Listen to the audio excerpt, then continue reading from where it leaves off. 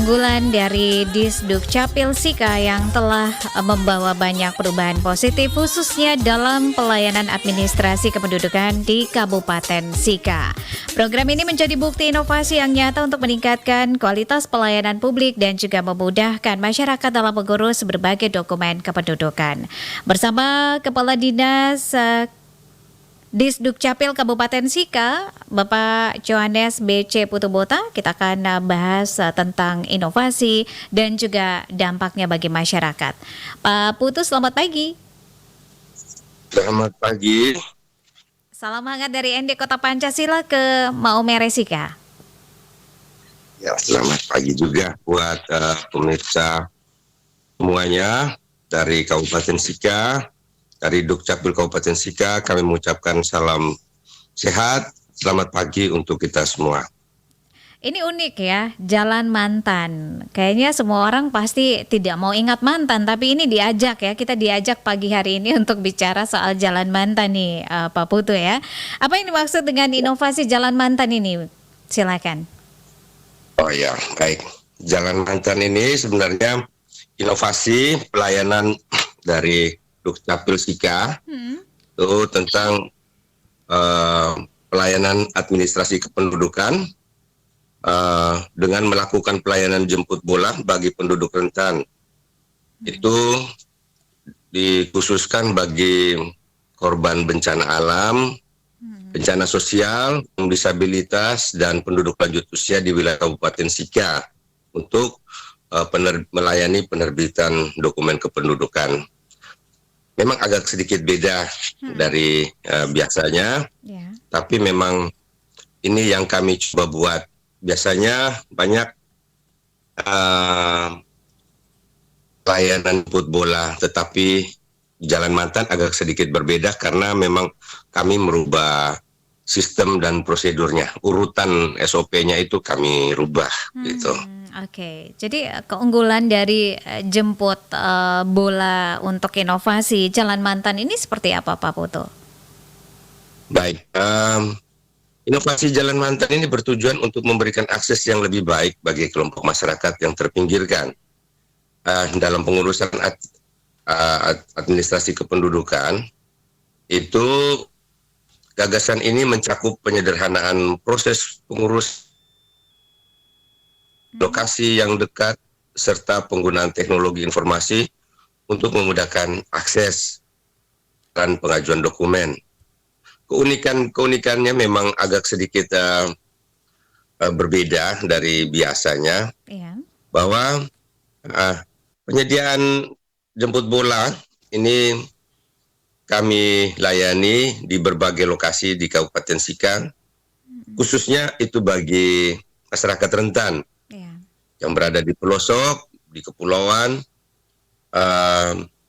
bahwa mereka tidak harus mendatangi Dukcapil, tetapi petugas tim Jalan Mantan itu mendatangi. Terus juga ada di sini memang sebagaimana yang saya sampaikan tadi, bahwa ada penyederhanaan SOP. SOP ini kami lakukan sebagai bentuk bahwa kami menjamin hak warga akan pemenuhan dokumen Admindo. Ketika tim Jalan Mantan turun, warga tidak perlu menyiapkan dokumen sebagai prasyarat untuk ini, tetapi nanti itu menjadi tugas dan tanggung jawab tim Jalan Mantan untuk melakukan penelusuran by system. Yang penting pada saat pelayanan itu dipastikan bahwa tersedia sinyal, juga tersedia jaringan listrik. Kami cukup membutuhkan laporan masyarakat juga dari pemerintah desa kelurahan, serta verifikasi laporan-laporan dari tetangga, keluarga yang memang mengetahui riwayat atau silsilah biodata dari warga rentan bersangkutan. Itu. Berarti ini Jalan Mantan agak berbeda ya, agak menyenangkan begitu ya Pak Putu ya. Bisa dibilang seperti itu. Oke, untuk kepengurusan Jalan Mantan ini sampai dengan saat ini sudah berapa banyak ini kepengurusan data yang berhasil ya, berhasil diurusi oleh petugas-petugas dari Disdukcapil Sika? Baik, memang sejak November 2023 sampai sekarang, dan memang dari coba hasil pemikiran pemenungan saya atas tugas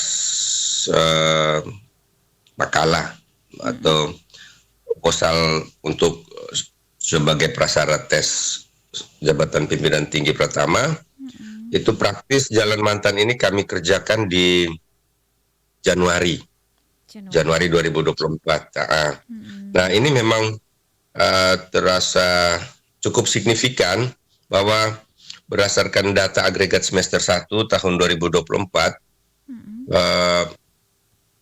terdapat sebanyak 1.334, itu bertambah 111 jiwa dari semester sebelumnya.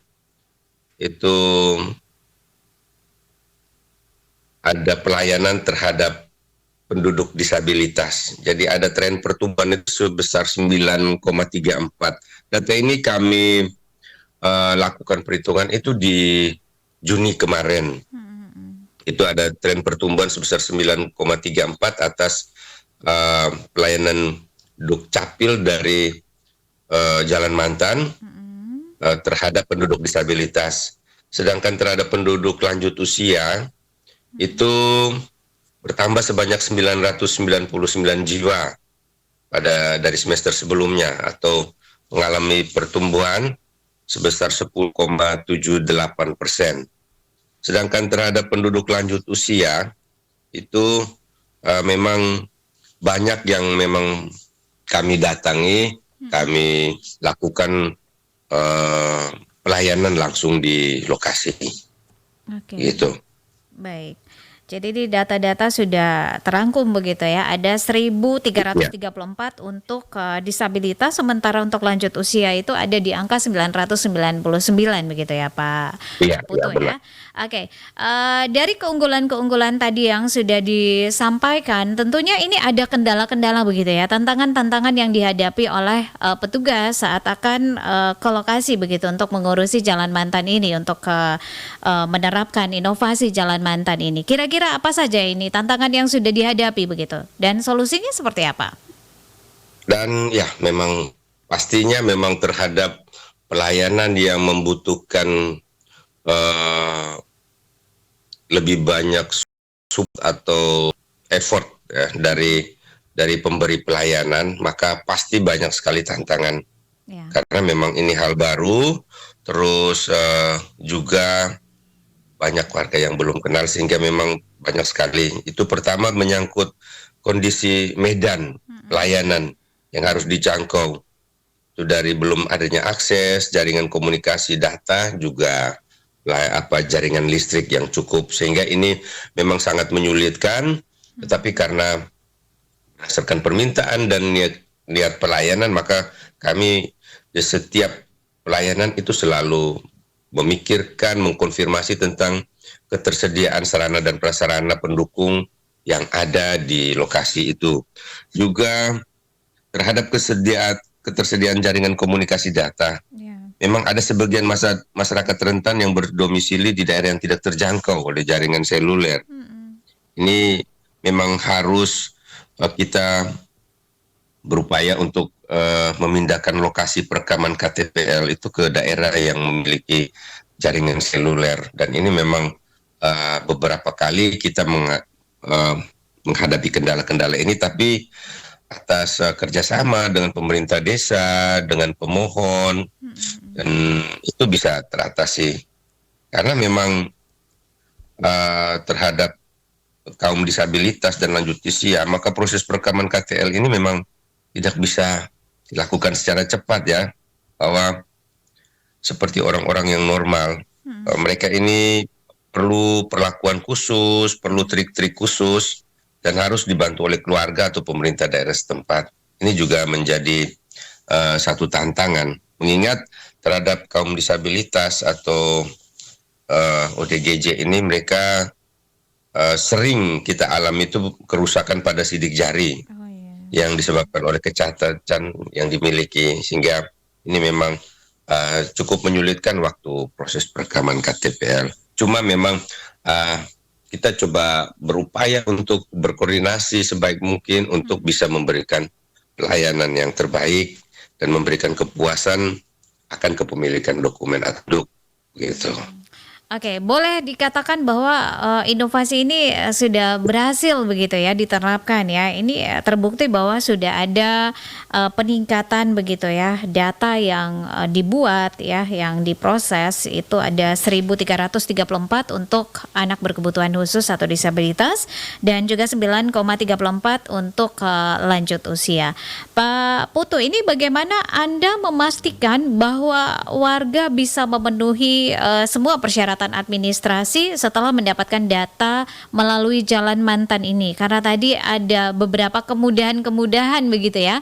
Boleh mengurusi dulu datanya, kemudian administrasinya untuk persyaratan administratifnya ini bisa belakangan begitu. Silakan. Ya. Baik, memang sebagaimana yang saya sampaikan bahwa terhadap inovasi ini kami mencoba untuk membalikkan prosedurnya. Biasanya pengurusan dokumen adminduk itu diawali dengan pengisian formulir, terus mengunggah dokumen-dokumen kelengkapannya, dokumen-dokumen pendukung. Tetapi baru dilakukan pelayanan rekam biometrik, terus pelayanan perekaman lainnya atau foto KTP-nya. Tetapi yang kami lakukan sekarang ini bahwa memang agak sedikit berbeda, bahwa proses itu diawali dari pemerintah desa. Dari berdasarkan laporan tersebut, tim Jalan Mantan melaksanakan tindak lanjut, itu melakukan perekaman dan pengambilan biodata. Pada saat pengambilan ini memang di lokasi itu langsung tim Jalan Mantan itu memang sudah berupaya untuk mengambil alih tanggung jawab terhadap pemenuhan dokumen itu. Seperti itu. Maka pemerintah desa, keluarga itu bersama-sama menyiapkan kelengkapan persyaratan administrasi dan pelaksanaannya itu langsung dilakukan verifikasi menggunakan peralatan yang sudah dibawa oleh tim langsung di lokasi, dan itu datanya langsung direkam secara elektronik untuk kelengkapan untuk melakukan upload data ke sistemnya, seperti itu. Sehingga ini pada saat intinya begini, bahwa pada saat tim turun, keluarga memberikan keterangan, tim Jalan Mantan melakukan verifikasi dan melakukan proses penelusuran by system terhadap biodata, keterangan biodata atau yang dimiliki oleh warga yang rentan. Sehingga itu menjadi tanggung jawab. Apabila memang belum, maka itu menjadi PR sebelum itu diproses selanjutnya. Tetapi syukur puji Tuhan bahwa selama ini pelayanan yang diberikan, kebutuhan data, terus persyaratan dan kelengkapan itu bisa teratasi dan valid, bisa diterima, seperti itu. Oke, berarti tidak ada masalah begitu ya Pak Putu ya dengan sistem seperti ini yang sedikit berubah begitu ya dari biasanya. Oke, keren ini. Nah, bagaimana respon dari masyarakat begitu ya terhadap inovasi Jalan Mantan yang sudah berjalan sejak Januari sampai dengan saat ini Oktober 2024?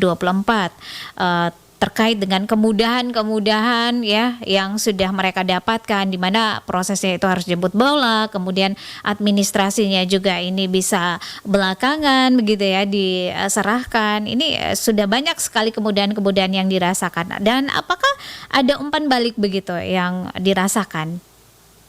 Baik, memang data yang saya sampaikan itu memang posisi di semester 1 bahwa dari kondisi yang ada, terus dari fakta yang terjadi di lapangan juga yang kami rasakan saat ini, inovasi ini sangat disambut baik dan banyak yang baru tahu kalau Dukcapil Sika punya inovasi ini yang lakukan pelayanan, sehingga terakhir ini memang banyak pemerintah desa sudah mulai memberikan data keluarga rentan secara kolektif di satu wilayah desa, dan saat ini memang selain disusahkan, bukan disusahkan, bahwa kami direpotkan dengan pelayanan rutin di kantor terhadap warga yang datang tidak kategori rentan, tetapi banyak sekali permintaan yang memang harus kami jadwalkan setiap harinya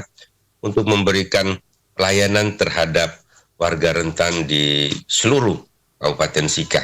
Dan memang cukup melelahkan, tapi kami bahagia kami bisa memberikan pelayanan untuk warga yang membutuhkan pelayanan kami.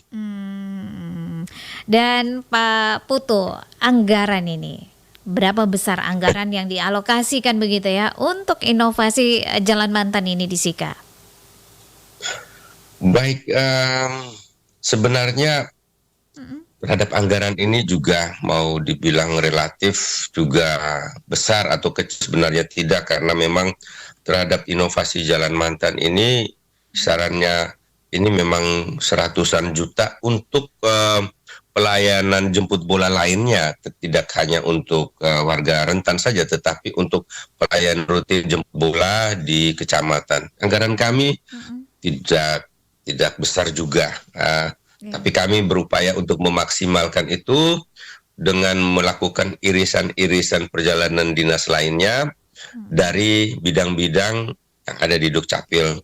Jadi sambil menyelam minum air itu yang coba kami buat, bahwa tidak hanya lakukan sosialisasi, tidak hanya lakukan pelayanan jemput bola untuk pengurusan KIA, tetapi itu juga kami satukan dengan Jalan Mantan, sehingga efeknya itu bisa dirasakan untuk berbagai kriteria, untuk anak di bawah 0 sampai 5 tahun untuk KIA-nya, untuk 0 sampai 17 tahun untuk akte kelahirannya, untuk warga rentan melalui Jalan Mantan, dan itu coba kami lakukan irisan-irisan sehingga bisa meminimalisir perjalanan double yang tidak memberikan dampak yang efektif, seperti itu. Dan akhirnya Kabupaten Sika memutuskan inovasi Jalan Mantan ini harus siap ke Provinsi NTT ya untuk mengikuti lomba inovasi pelayanan kepada masyarakat, begitu ya Pak Putu ya? Iya. Oke, Benar. mantap nih. Dan apa harapan dan juga target begitu ya dari partisipasi inovasi Jalan Mantan ini di lomba inovasi tingkat Provinsi NTT, Pak? Iya, baik. Terima kasih karena memang sudah disampaikan seperti ini, bahwa